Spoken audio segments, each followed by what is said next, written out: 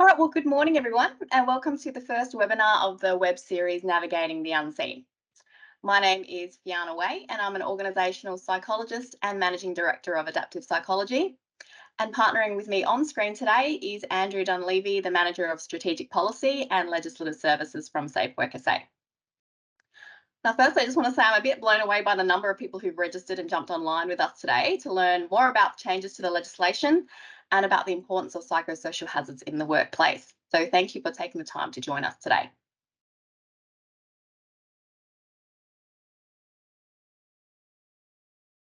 Now, before we start and before we launch into the session outline, I'd just like to pause for a moment to acknowledge that the lands we are presenting from today are the traditional lands of the Kaurna people, and I'd like to pay my respects to their elders, past, present, and emerging.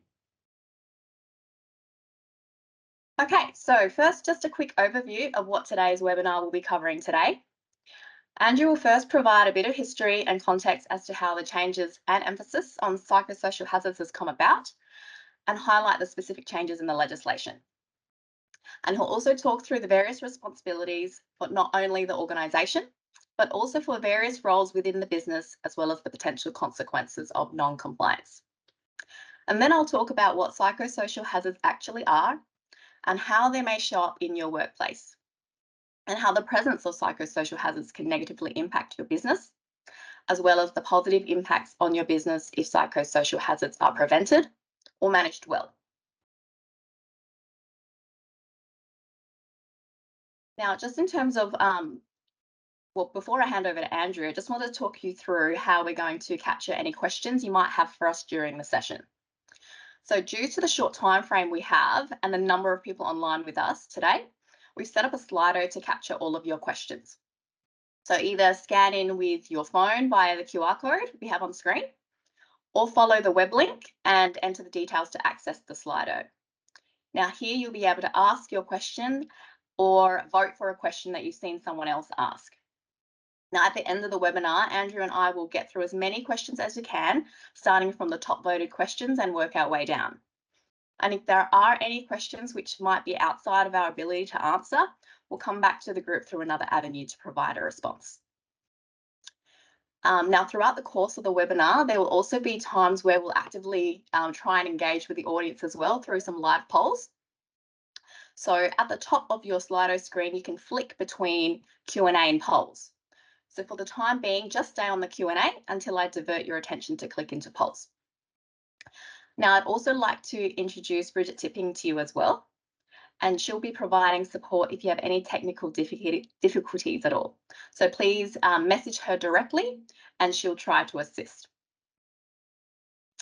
All right, so Andrew, I am going to pass it over to you. Okay, I'm going to start from 2012.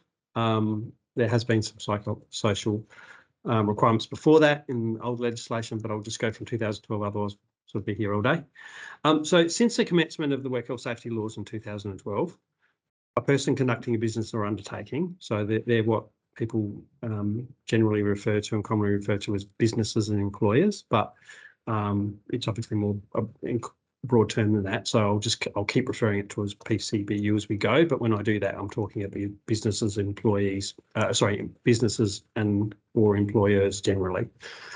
They've always had a duty to protect workers against harm to their health, safety and welfare from hazards arising from work, and that's in the 2012 legislation. Probably the unfortunate part about the legislation is psychosocial. And those words psychosocial, psychological only appear twice in the Act anyway. So there hasn't been a real emphasis on trying to explain it. The Act does include a definition, and that's the first time they talk about the word psychosocial, and it just says a definition of health means both physical and psychological health. So I guess the point is, until recently, there was very little prescription or guidance in the WHS Act or regulations as to what exactly is required to protect workers and other persons from psychological harm arising out of the business of a PCBU.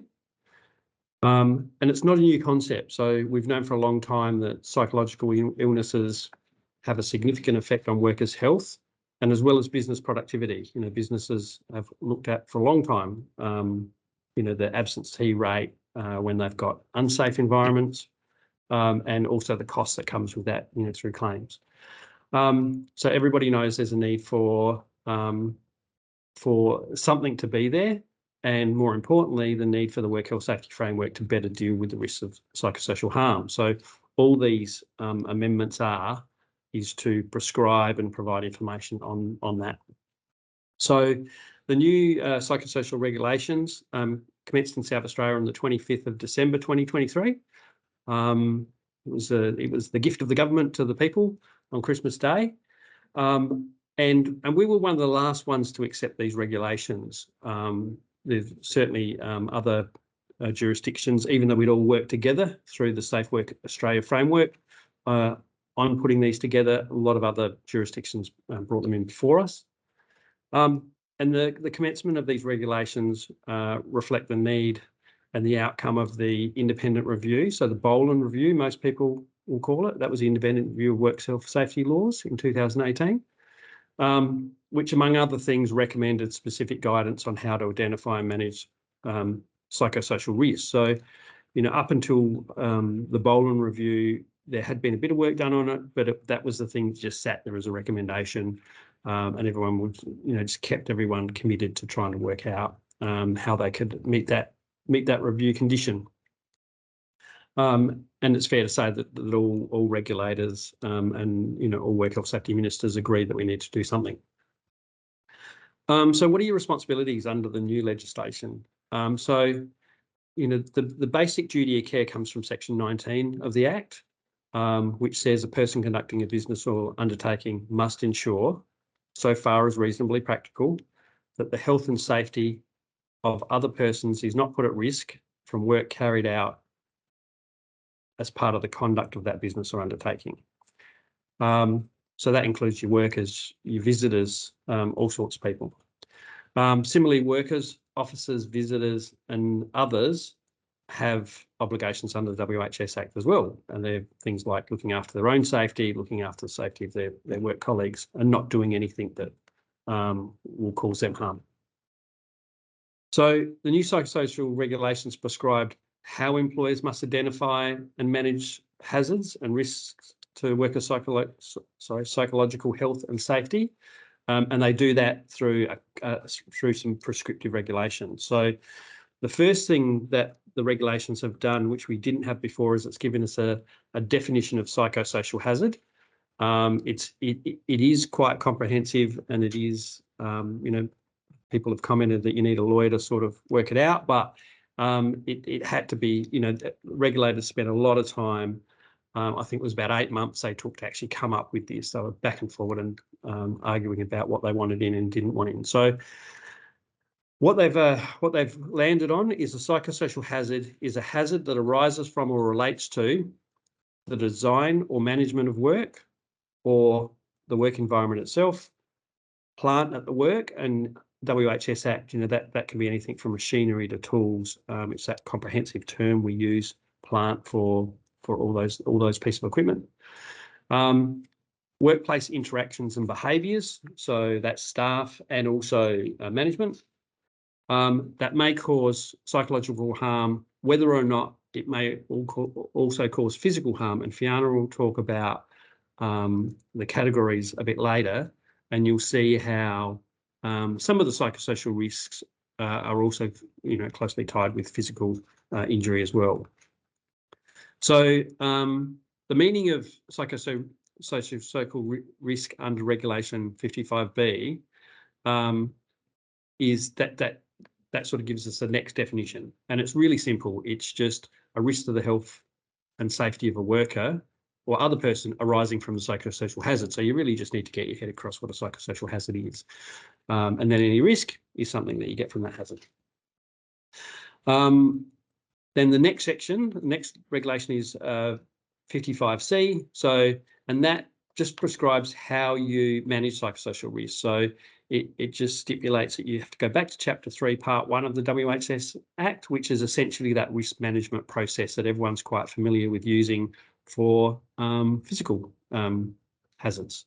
So you look at the standard, identify the hazard, you assess the risk, you control the risk, you maintain and review the control measures. And again, that's a common way that we will all apply to physical hazards. And there's a lot of argument about it, but in my view, it's equally as applicable to psychosocial hazards, and it certainly is under these regulations.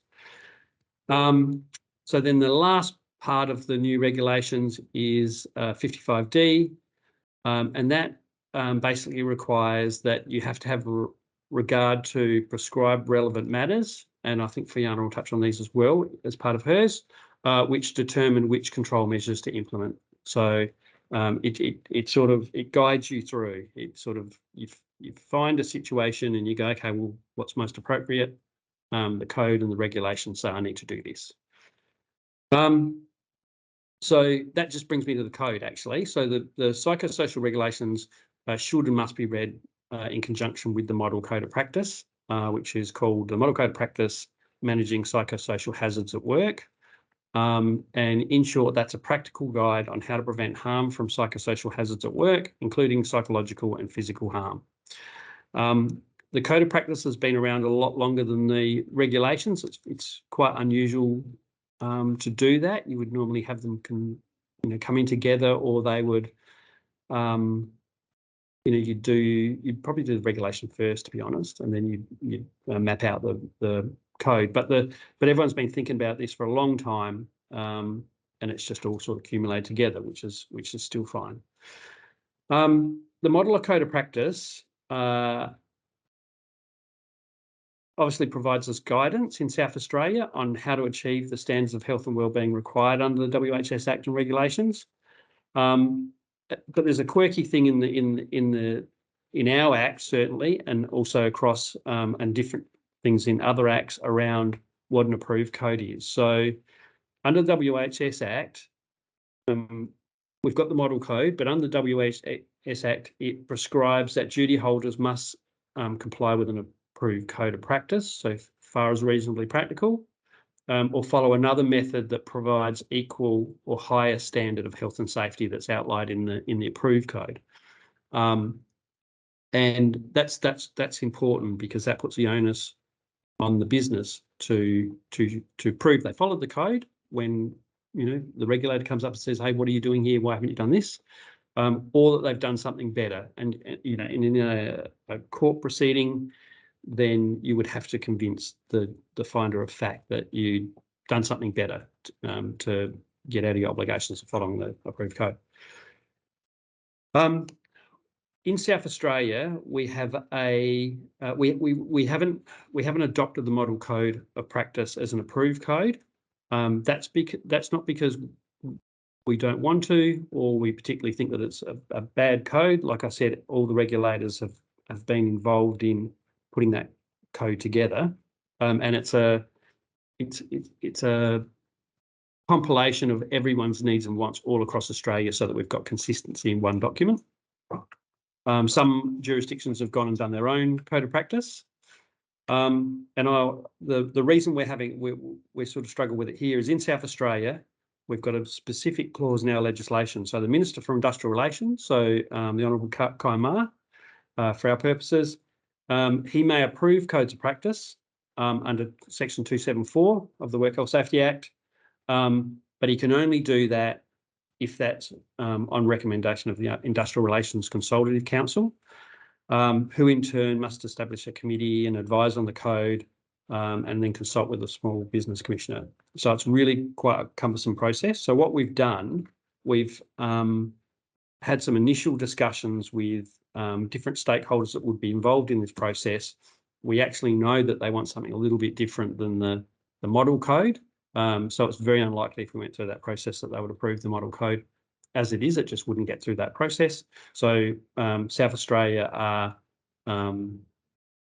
looking now to change that model code for our purposes, and we're not changing the content, we're just adding to it. So what we intend to do is put some examples in there. So I don't know if people have looked at the Queensland code. It's got some examples of how you comply, and it'll give you business examples. We don't think we can pick those up and use them here. We'd rather have bespoke examples for South Australia that fit with South Australia, and then we'll try and put it through that process. I would hope that we would do that. We're doing it now. I was hope we would start that process by the end of March. But you can be quite confident just following the model code until we get that. It'll just give you a bit more when we do the approved code. So the other thing that we want to put in the code as well, the approved code, is we've had a lot of feedback on hierarchy of control. So everybody's used to using hierarchy controls for physical injuries, and we want to try and put that, emphasise that the importance of the hierarchy controls in the South Australian Code, and then align with those examples for businesses. Similar to the approach taken by Queensland and ACT, I think we'll have a better regime. Sorry, that was tough going. A lot to get through. All right, I'll just go to the penalties. Sorry, Fiona, I don't know how to switch that screen. Oh, perfect. Okay, so the penalties haven't changed. So traditionally, without more prescription in the regulations and without more detail that comes from the code, SafeWorks always had trouble prosecuting offences under psychosocial. It was always been quite difficult. So the level of prescription we've got in the regulations make it more clear what we can do, and also or what people's requirements are, and that makes it easier for us to prosecute for offences now. And it's also, it's obviously fairer for people because they know it's quite upfront rather than just a couple of references to psychological in the legislation. So category 1 is quite significant. So corporations, actually, to be charged and found guilty of a category 1 offence, it has to be proven that there's reckless conduct that endangers a person to risk of death, serious injury, or illness. So the test really is that recklessness, and they are the most serious breaches. So they're probably the least. That's the offence that we would least likely charge historically, and even moving forward. So the penalties for that are corporation or government body, $3 million, PCBU or an officer of a PCBU, up to $600,000 or 5 years in jail, and people have been imprisoned in South Australia for Cat 1 offences. Probably the most well-known one is the PCBU for the truck driver that died on Main South Road for providing a truck with no brakes, and the driver tragically hit the pole at the Ranella turnoff and died. So there's that one. And an individual worker can also be fined, so up to $300,000 or 5 years in jail, or both. And we've had prosecutions where we've charged individual workers, and certainly in that bullying, harassment, hazing sort of space, people have been charged personally and fined. Category 2 offences, probably more common for us. And that's we just need to prove a failure to comply with a health and safety duty that exposes a person to risk serious death, illness, or injury. And as you can see, the fines are still quite significant, and there's, more importantly for individuals, there's still individual fines of up to $150,000. And then Cat 3 offences, and that's just a failure to comply with the health and safety duty. So again, you can see the figures there. Look, with the new psychosocial regs, and actually it has always been the case, but it's much easier to envisage it now, all of these categories could be enlivened through a breach of duty relating to a psychosocial risk where it's demonstrated and linked in with that duty of care. So that's why it's so important to us. I just quickly want to mention the industrial manslaughter and what a breach of how it might cross over. Fiona will just skip to the next page for me.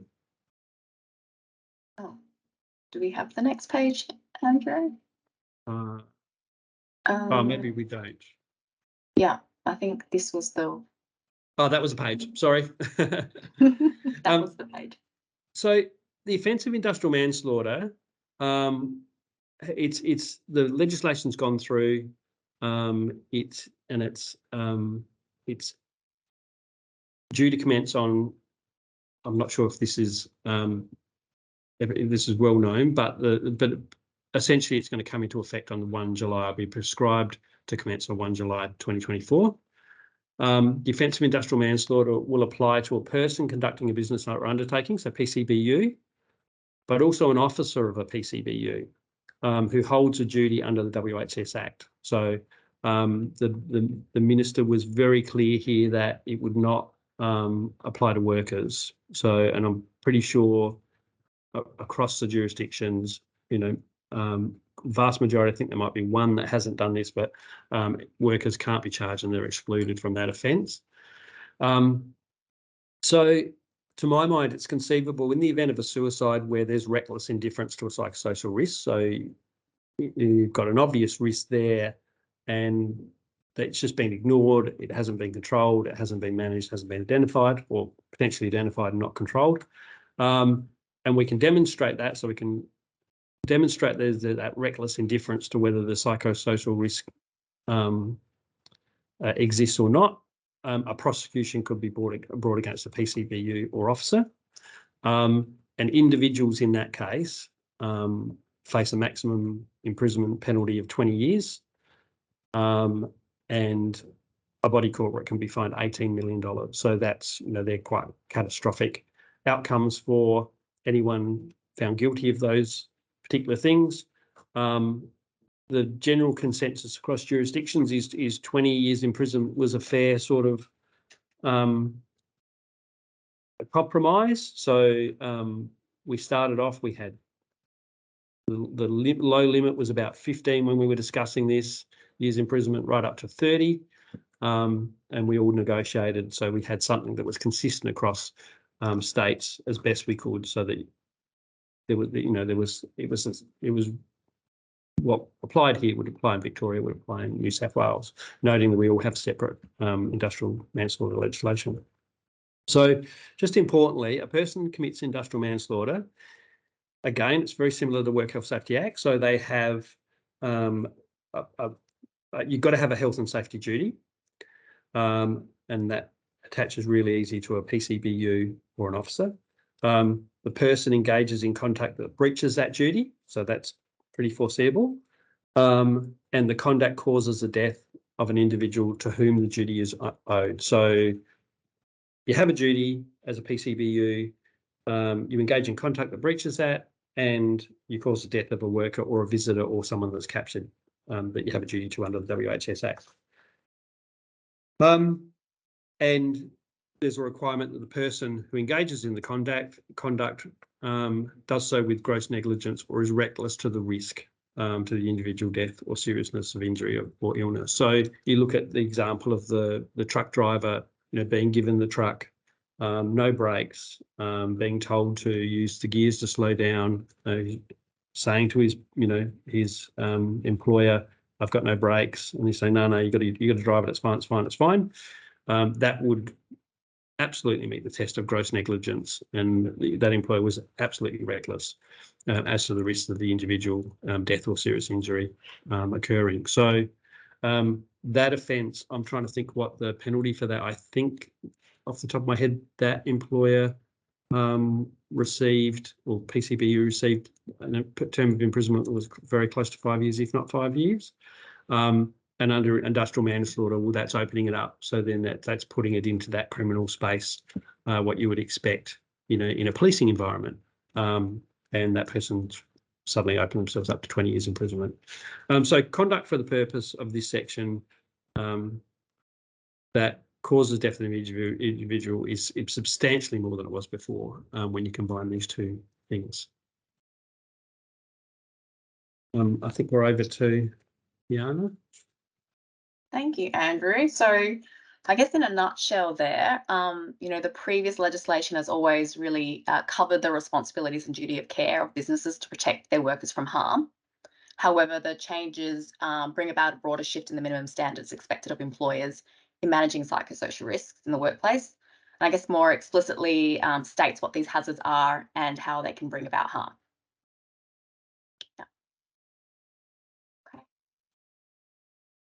So what are psychosocial hazards? I mean, I suppose in the most simplest way, psychosocial hazards are hazards that have the potential to cause psychological harm to a worker. Now, generally, this harm presents itself in the form of stress. So stress is the body's reaction when a worker perceives the demands of their work exceed their ability to resource or resources to cope. So really stress creates a physiological or psychological response in the body by releasing adrenaline and cortisol, raising the heart rate and blood pressure, boosting glucose levels in the bloodstream, and diverts energy from the immune system to other areas of the body. Now, we all experience stress. In fact, we probably all experience some level of stress multiple times a day. When we're running late to a meeting, when you see you have 50 or more unread emails in your inbox, or when someone hasn't delivered on something they've agreed to. Now, stress itself is not an injury, but if it becomes frequent, prolonged, or severe, it can cause psychological and even physical harm. And this could be in the form of burnout, fatigue, anxiety, depression, and then even manifests itself into physical ailments as well, like headaches and migraines, ulcers and gut problems, just to name a few. And psychosocial hazards are complex. Some hazards cause psychological harm through being present or being too excessive, so there's too much of something, whereas others cause harm through their absence of, or there's too little of something. And so how do you know what psychosocial hazards are in your workplace? Well, as with any other risk to the health and safety of our employees, you follow the risk assessment. So just as Andrew had mentioned a little bit earlier, the standard work health and safety risk assessment process. Now, I am conscious as well that there are people in the room who aren't work health safety practitioners, so I don't expect you to know what that is. So I thought it might be helpful if I just show the diagram of the risk management process. So this is the risk management process here. We're really in step one. Step one is about the risk assessment, where you identify the hazards. But how do you do that? You might be looking at data. So data like your workers' comp claim data, or grievances and complaints, your employee assistance program usage and reports. Or the most obvious would be asking staff what is causing them distress during the course of their work. But of course, this is assuming they feel safe enough to tell you. But that's probably another topic about trust and psychological safety in the workplace. And I won't get into that just now, but this might actually form a topic for one of our future webinars. So if you're still wondering exactly what psychosocial hazards look like in the workplace, here's a list of some of the more common psychosocial hazards that are present in the workplaces all around the world. Now, you may have noticed that some of these hazards are in darker boxes and some lighter. So the darker blue indicates a hazard where the presence of or too much of this hazard is what can cause potential psychological harm. And the lighter blue indicates hazards where the lack of or too little of is what has the potential to cause psychological harm. I'll just go through each of these just very broadly about what they actually look like and what they include. So high job demands which includes things like excessive workload, work hours which don't allow enough time for sleep and recovery, work that requires intense or prolonged physical or emotional effort. A low job control, which is about the lack of control with how employees do their work or when they do their work.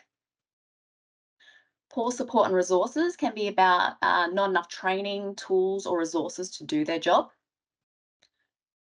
Lack of role clarity is about uncertainty of expectations and responsibilities. Poor organisational management is around no or poor consultation with staff about changes that impact on them, or poor communication and support during times of change. And inadequate reward and recognition is around the lack of feedback or lack of praise for work done well, or perhaps it's unconstructive feedback and criticism. Poor organisational justice is about the perception of inconsistency or inequity in how decisions are made in the workplace. Traumatic events or material is about exposure to situations which impose direct threats on personal health and safety and instills fear. Or vicarious trauma, which is reading, hearing, or seeing accounts of traumatic events happening to others. Remote or isolated work is about people working on their own for prolonged periods with limited access to help, resources, and even communication. And poor physical environment is about exposure to unpleasant or hazardous working environments. Violence and aggression is about threats of violence or assault from others whilst performing their duties, or even aggressive behaviour like yelling or intimidation. And bullying is repeated unreasonable behaviour targeted at an individual. And harassment includes like sexual and racial harassment or discrimination of any kind. Then we have conflict or poor workplace relationships and interactions, which includes things like interpersonal conflict, frequent disagreements, disrespectful behaviour, and exclusion of others. And then finally, we have low job security, which is about the uncertainty of knowing whether you have a job. Now, just to get a sense of people in this forum, what the main psychosocial hazards are that impact you and your workplace, I'm going to activate a poll in the Slido. So if you flick over up the top from Q&A to polls at the top of your screen there, so you'll see the question, which psychosocial hazards are present in your workplace? I'll give everyone a minute to go through the list to select the ones that are relevant to you, and we can see the live results come through.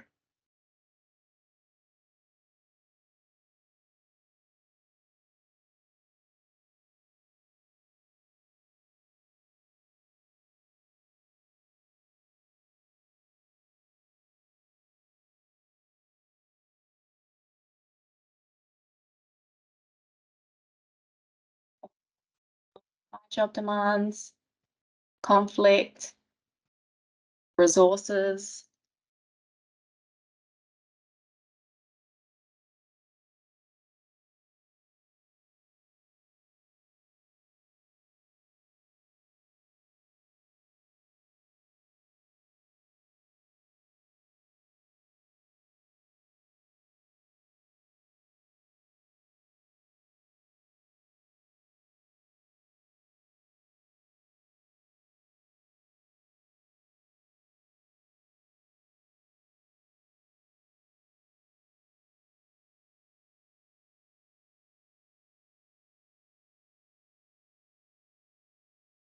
All right, so seeing we've got quite a few common ones. So if there's over 50% of people in the room where high job demand seems to be one of the more common psychosocial hazards. So we're talking about things like excessive workload or high workload.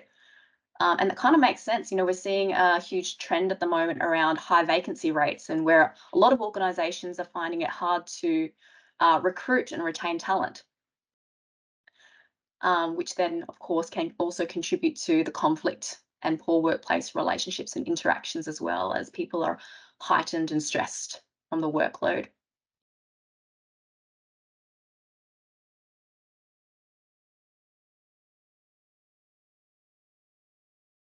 Okay. And then role clarity, poor support resources, traumatic events or materials seems to be quite up there as well. So again, we're really seeing this rise of the notion of vicarious trauma in workplaces as well, where people are being exposed to content, even though they're not being directly exposed to the trauma, but they're seeing things like videos or hearing accounts or seeing photos or being aware of circumstances that can be quite traumatic and heighten emotions. Okay, I'm going to put that down now. Now, this is not an exhaustive list, and there are likely to be different psychosocial hazards or a variation of these in each of your workplaces. But I suppose compliance and legislation aside, what are the impacts and implications of the presence of psychosocial hazards in the workplace? And why would managing psychosocial hazards well be good for business?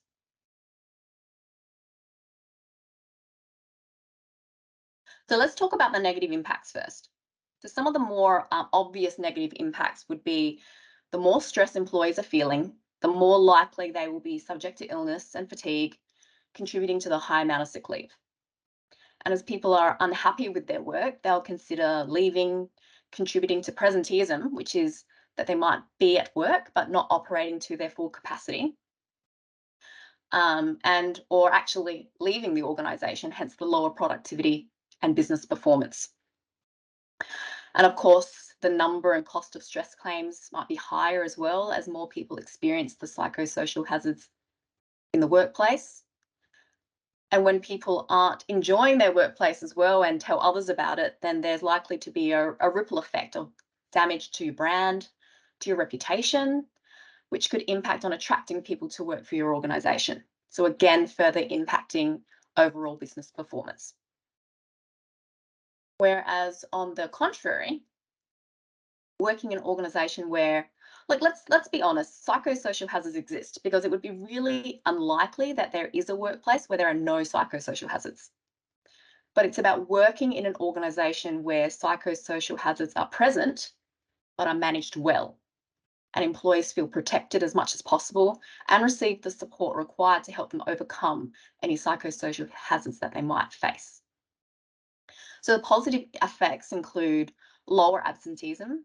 So as the impacts of psychosocial hazards are less likely to be severe or long-standing as well, people are likely to feel more positive towards the organisation because they feel supported and feel the genuine care for their mental health and well-being, leading to a higher level of commitment and loyalty back to the organisation, boosting positive work culture, leading them to not only stay working for an organisation, but increase the likelihood of them telling their friends and family to come and work for the organisation as well when opportunities arise, which then leads to a stronger brand and reputation, which also increases attraction of talent, which then leads to increased productivity and business performance. I mean, another interesting thing to note when we look at the research is particularly post-COVID, but also present before COVID, almost all research looking at what attracts and retains people in organisation, well-being is continually rated in the top 3 reasons why someone would stay or work for an organisation.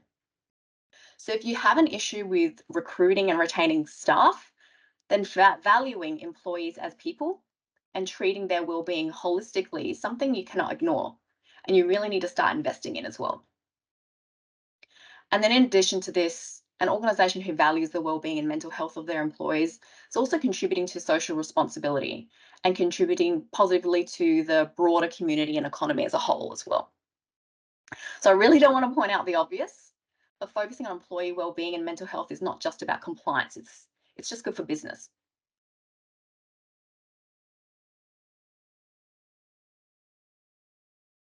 All right, well, that actually leads us to resources.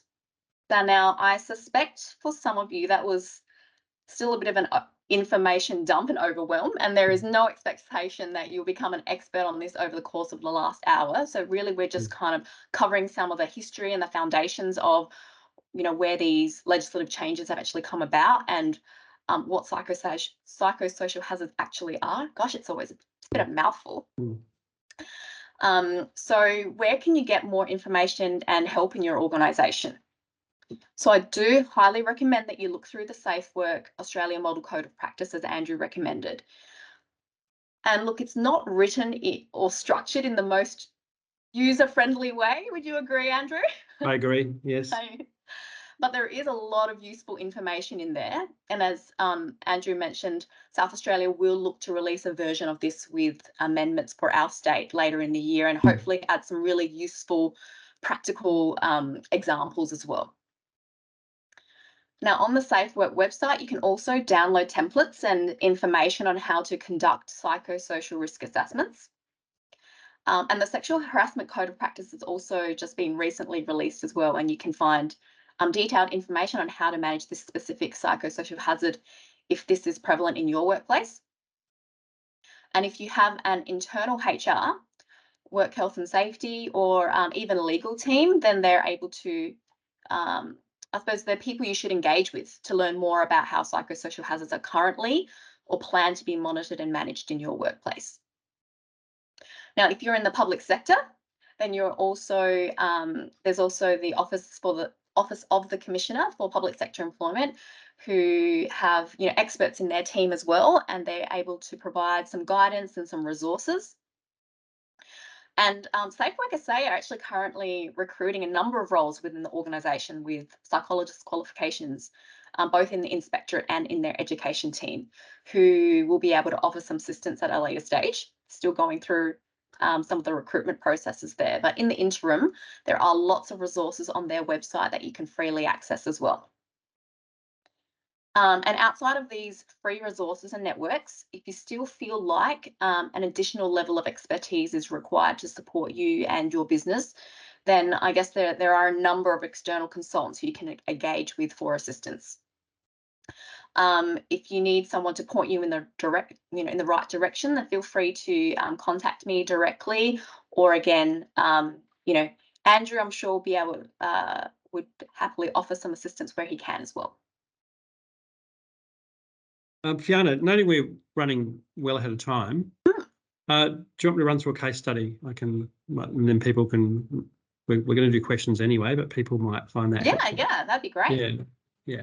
So this is what we're intending on putting into the. I talked about making a South Australian approved code that differs from the model code. It's to add these case studies because feedback from stakeholders that we've had is that it's really helpful to have case studies, even if it's not directly related to their business, because they see the application of it. And this particular example I'll use is a combination of what Queensland have got in theirs and what Comcare have sort of recommended to the Commonwealth to have in the Commonwealth codes as well. So I'll give you a construction company one. So have a construction company. They're currently managing several projects. Some are not on schedule. There's a work backlog, so people are working strange sort of times. In this scenario, you would have a site supervisor, so they're responsible for working with contractors, workers, subcontractors, apprentices at each site. The site supervisor would also be responsible for ensuring supplies of equipment are delivered to each site on time to match up with workloads. In this particular example, we've got an electrical contractor, so he's engaged to provide subcontractors at each site. Not an unusual situation. One particular site is running behind schedule, and the site supervisor becomes aware that one of the contractor's electricians was verbally abused, and he's a first-year apprentice, so he's getting abused by his supervisor. And then on the site supervisor having a chat to the apprentice, he learns that this behaviour has been occurring on a regular basis for the past 2 months. So automatic warning bell should be going off that supervisor. He's representative of PCBU and he's got a junior care. So the site supervisor tells the apprentice that this is how things are. He's been an apprentice himself. He just needs to toughen up. This is the industry. He doesn't have time to deal with this, and that he just needs to get on with his work. So we have a site supervisor that has acted poorly to something that's clearly been conveyed to him as a duty of care breach between the electrician and the subcontractor working on the site, under which is controlled by him. And we've got an apprentice that, like all apprentices, they just want to learn. They make mistakes. That's just what they do. And he's now becoming afraid to ask for help. He's becoming afraid to seek instruction, and he just wants the verbal abuse and bullying to stop. So these are quite common examples that we deal with at SafeWork. Historically, we've had many of these. And then you mix in something like this with the ones that we've dealt with, you might get a bit of hazing where they're, taping them up or they're setting their shoes alight and that sort of stuff. So all quite serious sort of stuff.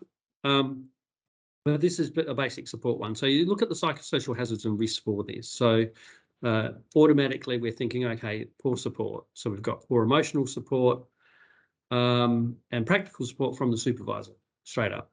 The site supervisor isn't acknowledging the apprentice's concerns, and he's not making any time to manage the training of apprenticeships or do any of that sort of stuff. So then our next psychosocial hazard and risk is clearly work-related violence and aggression, bullying, poor work relationships. So we get that in the way of verbal aggression to the apprentice. We're getting bullying, he's being bullied. And this could also escalate to, and it's not unusual for this to occur, to physical aggression and bullying by, his supervisor and potentially the other electricians that are on that site. They sometimes band together. I'm not having a go at electricians, to be really clear. So the behaviour, we can clearly see that it's psychological hazard. It's having a negative impact on the apprentice's ability to focus on his work now. So we were also looking at, in these situations, potential work injuries because they're not concentrating, they're upset, and they just can't keep their mind on their task. And they're trying to go fast. He's trying to go faster. They start to cut corners. Not an unusual thing for us to see. And the apprentice will also, at this stage, probably start to stop asking for help and guidance when he needs it. The next psychosocial hazard, we've got the high work demand. So in the scenario, the project's running behind schedule, the site supervisor contractors, they're experiencing high workload. They're probably having waiting time and they're having to catch up. So they're getting all that sort of stuff. And on top of that, working a building site, we've also got work that's physically demanding, challenging and tiring. So all those things are coming together. So there's psychosocial hazards and risks. So then the psychosocial controls that we would look at. So the constructions company is the PCBU. Okay, so they have an absolute duty to manage the psychosocial hazards at workplace. Okay, they can't contract out of that. It's their responsibility. So after consulting with the site supervisor, we'd expect, and all the contractors, all the workers, and this is what we'd expect of them from a regulator's perspective, we'd want them to consult with all those people, and we want to take steps to address the poor support, the work-related violence and aggression, the bullying, the poor workplace relationships between individuals, and the role overload that's occurring. And when we would be looking at what they would do to fix that, we would say, okay, and we would normally, as a regulator, we would normally say, what do you tell us what you're doing to address these things? And we would be wanting to see things like they've met with the electrical contractor, the PCBs met with the contractor, the site supervisors and all others, and developed and communicated behavioural standards for all the workers that are undertaking work at that same site, whether they're electricians or other people, and processes for addressing any safety concerns. So a reporting point, for example, and that includes the violence and aggression. We would want the PCBU to inform the workers that behaviour, aggression, bullying, is completely unacceptable, and that they can report to him. So that would give them an independent reporting point. That they would speak to the apprentice and check in with them and make sure that their wellbeing is being looked at, and that they were being given that psychosocial support services. So like in government, we would do the same thing. We would do that, and we would refer them on to our employee assistance program, which is the same sort of concepts. So then we would want them to review all those systems, those supervision and support for apprentices, and also make decisions around how to reduce the demands on the site supervisor. Okay, because clearly he's under stress as well, and it's led on to the apprenticeship. So that would be about providing him assistance in managing some of those contracts and those tenders, and engaging maybe with the subcontractor. So he's got some assistance as well. We would look at the site supervisor. We want to look at making sure that we obviously supported and controlled his job, and do things like we see people just commonly do in the workplace now in these building environments. So they have daily toolbox talks with all workers, including subcontractors and apprentices, and they talk about these sort of issues. They provide them relevant information and instructions on how to do their work safely and what's required. And for the site supervisor to set aside time each week to understand the needs of first-year apprentices. He might not know what their learning requirements are, how their progress works, and we need them to be involved in that process and make sure that the tasks for apprentices are things that they are competent to do, and they're allocated maybe a buddy system for an apprentice, or things that they aren't competent to do, someone else does.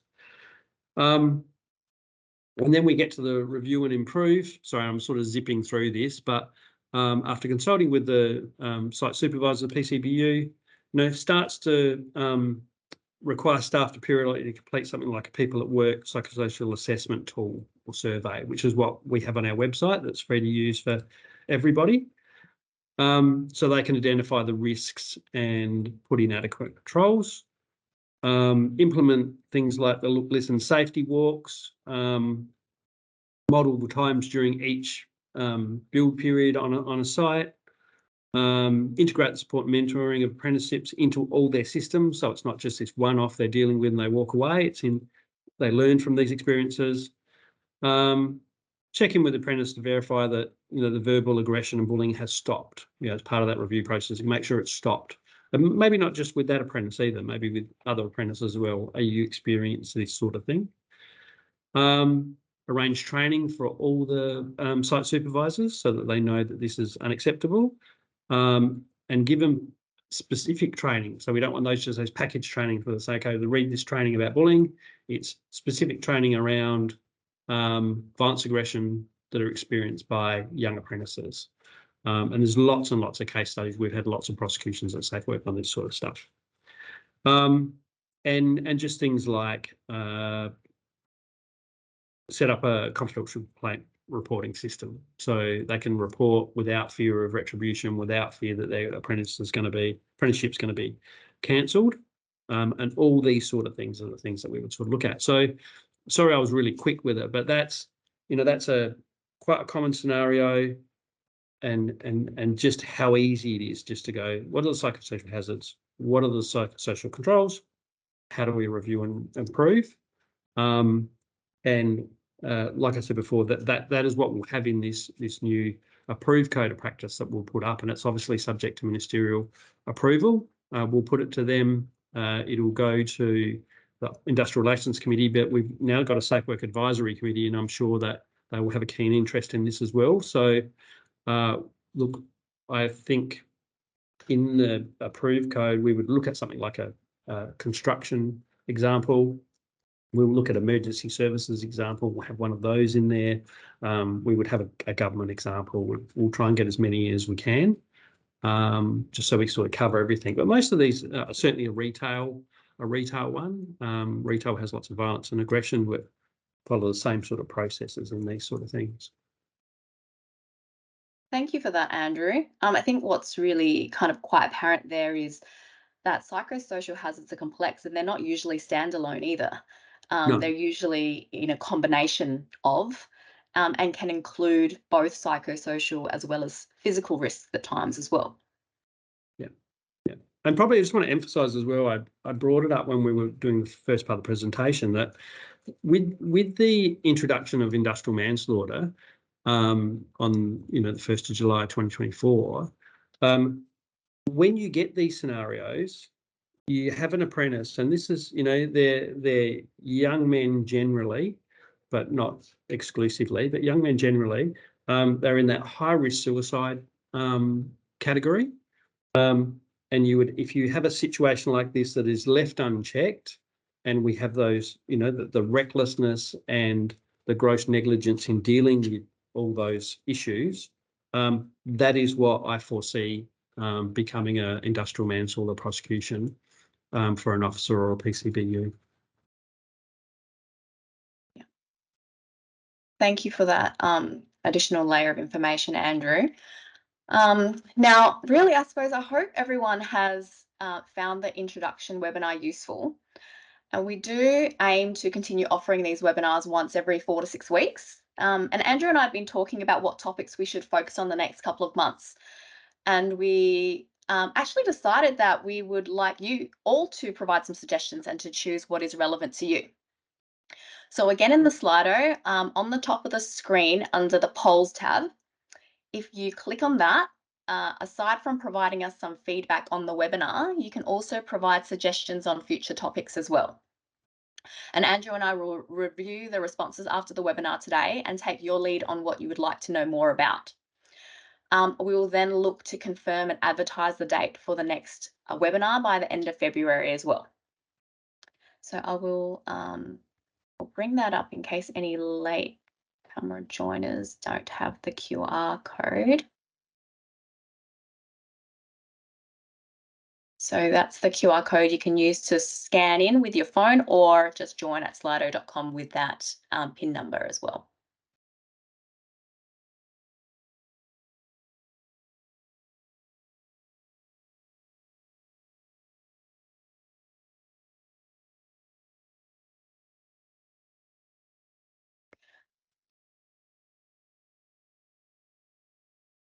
So while you all do that as well, we're probably going to head into question time as well.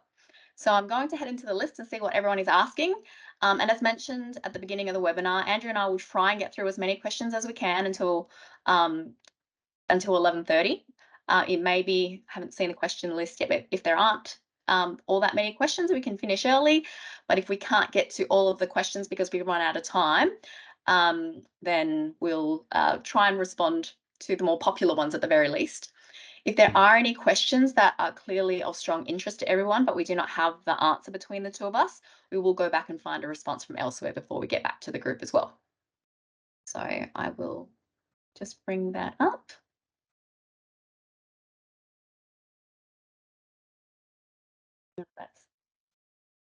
Okay.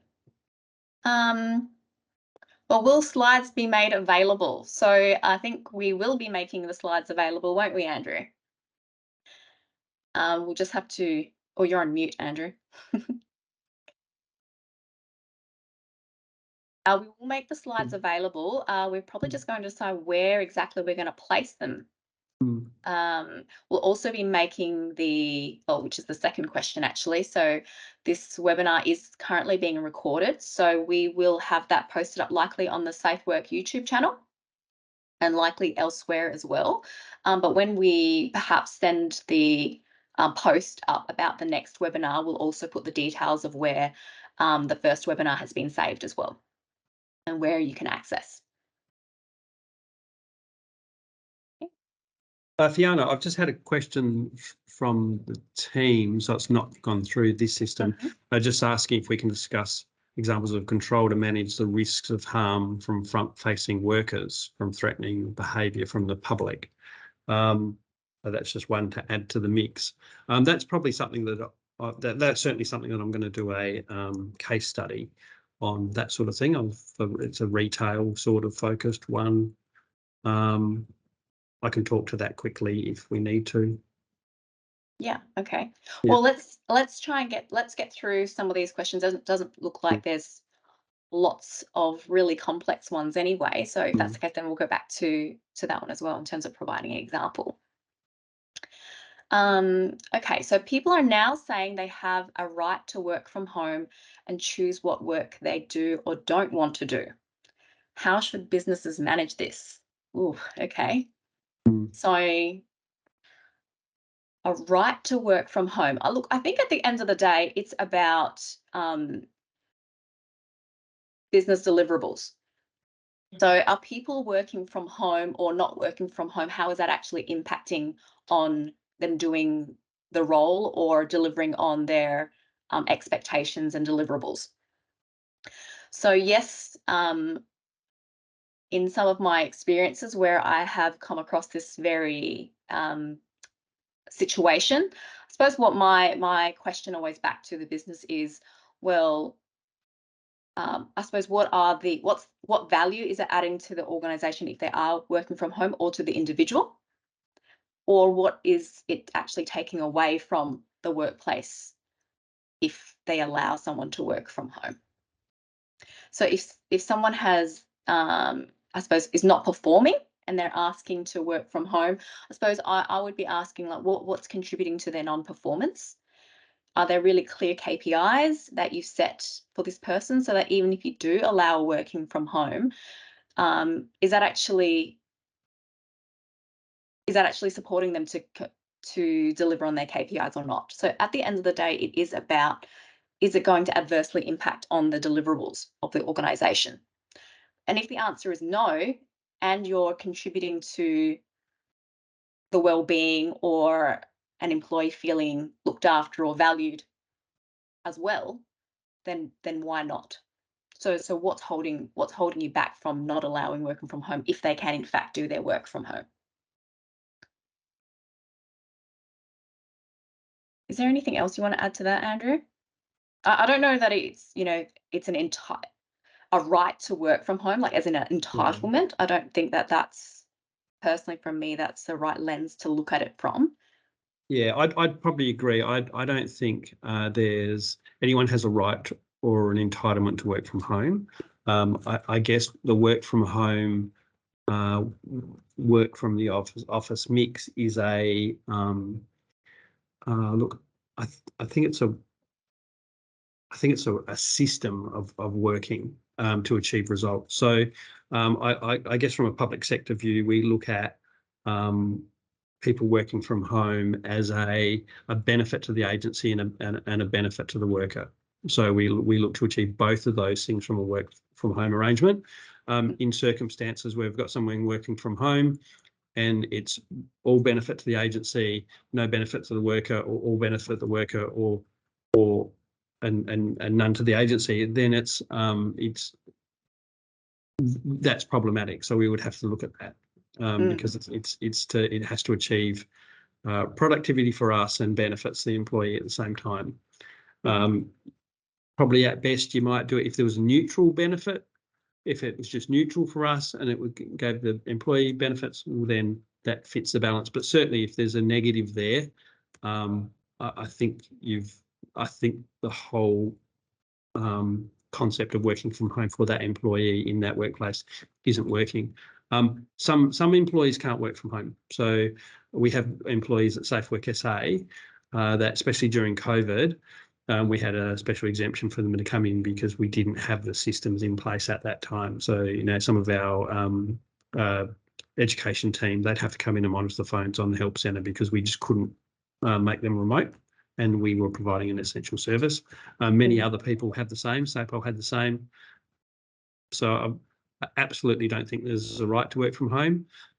But just on reflection of the people that I've recruited recently, that is a practical consideration for them when they decide whether they're going to work for you. So it's also a staff attraction retention issue. So it's more of a HR issue, but it certainly can fit into some of these psychosocial requirements as well. Working from home may negate some of these other, you might actually come up with a risk or hazard that can be controlled through working from home, whether that's a short period of time as a general process.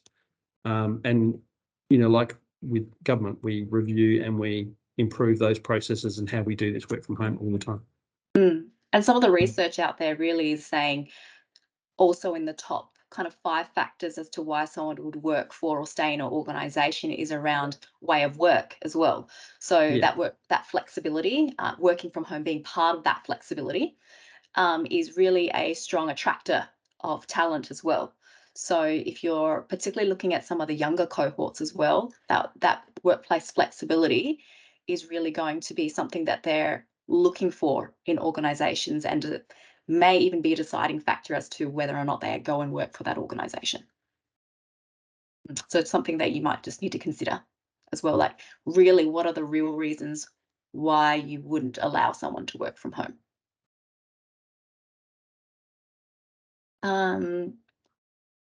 Okay. So Queensland regulator has some great resources. Yes, I think Andrew, you mentioned some of Yeah. those. So their code of practice has some really good practical examples in there as well. So definitely a great source of information there. What laws protect the employee to speak up? What laws protect the employee to speak up? I am going to assume this means we're not talking about whistleblower type uh, circumstances, that it's just more about in the event of there being inappropriate behavior in the workplace and a employee actually calls it out or raises it, and that doesn't put them in the bad books with management, so to speak. Now, I'm not actually sure, Andrew. Do you have any intel around the laws specifically around Um, that? Look, you do obviously have the whistleblowers legislation, but there's also just right through the industrial relations laws and certainly in the work health safety laws that there are protections for employees. So without knowing the circumstances, for example, if you had a situation, so that apprentice example, that apprentice could contact SafeWork SA. And they could report that behaviour. So when people report to us, psychosocial's trickier because usually when you're raising a psychosocial issue, it's really hard for us sometimes to pitch that to the PCBU and say, what controls have you got in place to stop this, and keep it broad enough that we don't identify the person because we don't identify the person unless they say, no, I want to, I want them to know who I am. So certainly we have a confidentiality provision in the WHS Act, Section 271 provides that confidentiality, and we don't reveal that person. We're quite happy if we've got enough information that we can basically meet the level of suspicion's the wrong word, but that even plausibility that there's an issue there that we can go and say, okay, we'll go and visit that work site and we'll look at them holistically. So we can do that. That protects the individual employee if we just go look at whether the employer's got processes in place. So going back to the apprentice, we would go to the construction site. We'd say, okay, what processes do you have in place to address, workplace aggression and violence? And we'd be expecting them to say, oh, we have this induction process. We have toolboxes, we have that sort of stuff. So all the stuff that I've said of psychosocial controls, we would expect that if we had a general complaint, and we'd be quite upfront that generally that we've got, we've had a complaint about X, and if not, we might put it within an audit. So we can, for want of a better word, we can hide a compliance program in an audit of an industry, and really that's what drives a compliance campaign sometimes as well. We might have lots of complaints about, we've had one about the legal profession, for example. So we will do an audit of that. We've had one for Parliament. We will do an audit for that. And so that's what would protect someone. We would do it in a framework that they're not identified. But also, government, we have a grievance. All government departments have a grievance policy and a complaint policy, and those processes protect workers. I saw down the list a little bit. What do you do if that's your manager? What do you do if that's your chief executive? What do you do if that's your executive team? And they're the trickier things, and they are the things that this new psychosocial reg will address to some extent, because we would hope that the environment changes from what it has been in the past in some agencies and some businesses right through South Australia. Thank you, Andrew. We've got our next one here, which is around with reference to the case study. So can you align the controls that have been used in the case study against the hierarchy of controls? Oh, now you're testing me. I guess this is the tricky part of psychosocial. I guess and this is a lot of pushback we had from lots of stakeholders around whether the hierarchy controls was the most appropriate approach for psychosocials where people were accepting that it was okay for a physical one. You go the elimination and you go through. So I guess you can do a bit of everything, and the code sort of steps you through that so that and really it is a hierarchy of controls anyway, that method we're doing, and we're not necessarily eliminating the psychosocial hazards in places as readily as we would with a machine. Like a machine's really easy. We'd eliminate the hazard by removing the machine or putting a guard on it. It's really, and then the hazard's done. So yeah, it's I can do it. It's probably a complex sort of question to go through here. Sorry, That's okay. I probably don't walk through it. That's okay. I'm thinking perhaps, Andrew, if later on in future webinars we have, like, we're focusing on particular psychosocial hazards and we walk through, how we identify, assess, monitor, and control, we can actually provide some examples through the hierarchy of control as well, around what are all the different measures against that hierarchy that might be put in place for particular hazards. And then that might actually be a really practical application of sharing those models and how they might apply to the workplace. Yeah, and I look, I just want to acknowledge that with psychosocial, you generally drop to the bottom of the hierarchy. So you're doing the policies and procedures. So you're still considering. You're still going through the hierarchy. You're considering, and you go, okay, not reasonably practical. You go to the next one. You go to the next one, and you're getting to the bottom, which we wouldn't probably accept with a like a piece of machinery. We wouldn't go, okay, well, policies and procedures, we'll start there. But for psychosocial hazards, in reality, some of those lower level controls in the hierarchy are the things that will actually fix your problem.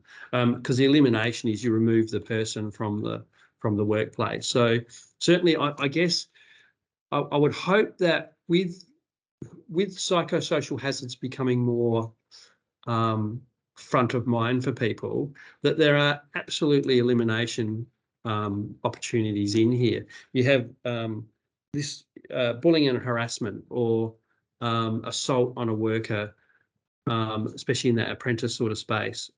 To my mind, why are you even starting with work health safety? Why aren't you going to a disciplinary process where you're certainly within government, you've got a process, but outside of government, you've got a common law process where you say, right, we're suspending you from the workplace. And then you move to investigating, putting allegations to them with a view to terminating their employment. So you're eliminating those people that are just completely unacceptable behaviour in the workplace. And then the crossover for some of this stuff as well is a lot of this behaviour is actually criminal. So we had the Tadmar case at SafeWork SA where we had just hazing by this apprentice, and he put up with this for a long, long time. And you had a group of people there, which included an officer of the PCBU, that just tormented him every day. And I think, great resilience from him to actually continue in that. I don't know how he did that, but it ended with them doing all sorts of stuff to him. But the thing that we charged them with was the last one where they set him on fire. And they thought that was funny. They thought there was nothing wrong with that. So they settled it on his boots and up his pants and set him on fire. And he went up a bit more than he did. He was lucky that he wasn't seriously injured or killed. And they were prosecuted for that. And similarly with that case, like the other cases we have with that sort of ridiculous childish hazing behaviour in people that should know better, it's it's criminal as well. So it's a criminal assault, and those people can be removed. So looking from a hierarchy perspective, you're eliminating. I think gone are the days where people should be getting promoted to eliminate hazards, and that's what people have done before in business. You have the bully or the sexual harasser in the agency, and they'll move them, and the best way to move them is to give them especially if they're otherwise, look, and I hesitate to say this, otherwise high-performing employee, because a high-performing employee certainly does not behave like this, but they're meeting those misguided objectives of getting work done. They're not a good employee, and they say, okay, let's promote them because we need to get them away from this work group. And you just move that person around, and that happens in all business and all organisations. It's really unfortunate. Well, I guess, Andrew, in the form of the hierarchy of controls there with bullying and harassment from a system level of mitigation and prevention, it's probably more around that culture piece and making sure that as an organisation that behaviour isn't tolerated, as opposed to just having a disciplinary process to remove one person. It's about having a system in place to actually prevent even that behaviour being allowed or condoned or tolerated in the first place. Yeah. And removing the culture, I think it all comes down to culture, doesn't it? So, and I think we've come a long way. I think COVID sort of brought all these things to everyone's attention. So people are much more in touch with what they want and caring for others, strangely, from COVID. But I just think that this has been around forever, and people have just said, and apprentices have just said, I've had enough. Like, I don't want this stuff anymore. Retail workers really copped it during COVID. And they've just gone, hang on, we're just here to do a job.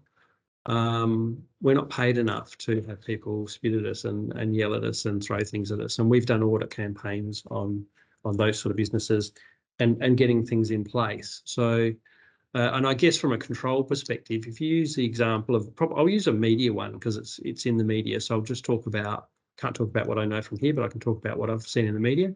McDonald's on Hindley Street. So, they've gone through those processes of having to protect staff from just drunken idiots coming in late at night. And they've got processes in place. So they put up screens and they've got security and they've got training. People visitors to a workplace also have requirements. So, the Hindley Street one, and SafeWork served a notice on one of the offending people for that had come in and were violent and aggressive towards workers. So the regulators actually, and that was quite unusual for us. I don't think we'd done that. We'd certainly done it before, but it's not something we would normally pull out the toolbox. But to serve a letter on that person to say, we're putting you on notice that this is unacceptable. You're breaching a work health safety duty. You're an other to a workplace, and we will prosecute you if this happens again. So there's lots of options. Okay, so I'm sorry we haven't been able to specifically talk through the controls in that example from Andrew, but that's certainly something I think we can take on board when we're doing the future case studies. Can kind of talk through what level of what hazards are present, but also the controls that were either used, not used, could have been used in those instances. So someone's made a comment. People Vision posted a good blog in LinkedIn on this topic a few weeks ago with some good links too. So that's great. Thank you for sharing that with us. We'll see if we can find that as well and share that with everybody. Kel, is managing hazards practical application more work design principles? Consult workers, job design, systems, info, instruction, leadership, environment, etc. Yes, it's definitely part of consultation with workers, and as that a psychological safety part of it, as I was mentioning earlier as well, is around that trust and people feeling like they're able to share what's going on for them, around what their strengths are, what they're not good at, and what they might need assistance with. And then, of course, the leadership, management, and environment to support that as well. So there's lots of all of those things, I think, in the practical management of psychosocial hazards. Anything else you wanted to add to that, Andrew? I think there's many practical solutions to it, but the work environment is certainly one as well. So McDonald's, having the screens and all that sort of stuff fits in with that. So you certainly have your protections, but a lot of it's training, a lot of it's support. I guess, violence in the workplace, if you're talking at things like retail, then I guess The controls that you would want to look at as well is there's poor support for that as well. So it depends on the retailer you're working for. But when all this first started happening, and I think we've had an unprecedented amount of violence against retail workers, and that was just the frustrations. People going in the shop can't get any toilet paper, and they just don't know how to deal with that, and the worker cops it, or they go in there and there was shortages, so they weren't getting what they wanted, and people were scared, and they just unfortunately behaved really, really poorly. But I think that even the supervisory levels in those businesses at the time, they weren't able to provide support. So, for psychosocial control, you'd look at that poor support aspect, and you'd give support to the supervisors, you'd give support to the workers. They had quite, I guess it's even a high demand sort of situation as well. They've got people flocking to the shops at really small time. So back then we had the Treasurer, Rob Lucas, when it first started, and he was our minister. And we talked to him about that, and he was very supportive of going, okay, let's open the shop longer, and we'll try and reduce those high work demands in really short spaces of time. But I guess the other controls relate to all that exposure to that trauma, because it is trauma, work-related violence and aggression. Some people can be a little bit resilient to that. They shouldn't have to be, but especially in that cohort of workers, there's really people that suffer quite significantly from that. So you would look at, maybe as a psychosocial control, you'd maybe start rostering adequate workers, so people that have got training and can deal with violence and aggression. Maybe look, and this is probably not, I'm not saying that older workers are probably better than younger workers, but not having that school age worker who hasn't dealt with some of those life experiences, having a more mature worker working with them. So you're not just putting the casual school kids all together at Hungry Jack's and expecting them to deal with situations they haven't dealt with before. And I guess regular supervision, good supervision to make sure that they're okay, good consultation with them about what the business is doing to stop that violence and aggression, the physical controls they're putting in to make them safe. Even some of the workers, High Street workers, maybe making sure they're getting home safely to their cars and all that sort of stuff. And if they don't have transport, and I know some of the fast food places do this, they take the workers home. So they put them in a car and take them home, so they're not walking home street and all that sort of stuff. So many, many things they can do. Mm-hmm. Thanks, Andrew. I'm just conscious we've only got a few more minutes, so we'll see if we can get through some of these as quickly as we can. So I query the statement that people have the right to work from home. Not all roles have the ability to be undertaken off-site. This should be clarified. So I think we've covered that already, is that there are some jobs where you simply cannot do from home based on the purpose and deliverables of the role. And so that's, I think, reasonable to say that a particular role cannot be undertaken from home for these reasons. How can work health and safety teams within the organisation conduct internal investigations regarding psychosocial risks? How do you determine work stress in seasonal industries?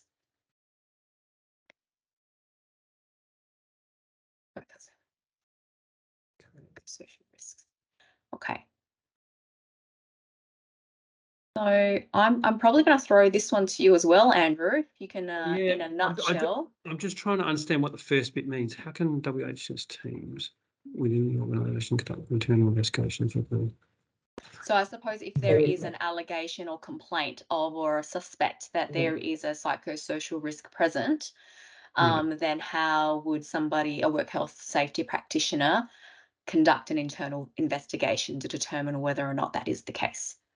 Is my understanding of that question. Yeah, look, I think that's what the code of practice is trying to achieve. So the regulation sets out what the duties are, and then I guess the code assists them doing that. But there's a few things converging here. So conducting an investigation, certainly in the government context, is quite a skill.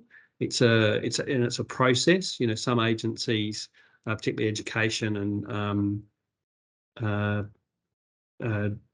Department of Child Protection would have the same. They have quite qualified people doing those investigations and those adjudications of the claims and all that sort of stuff.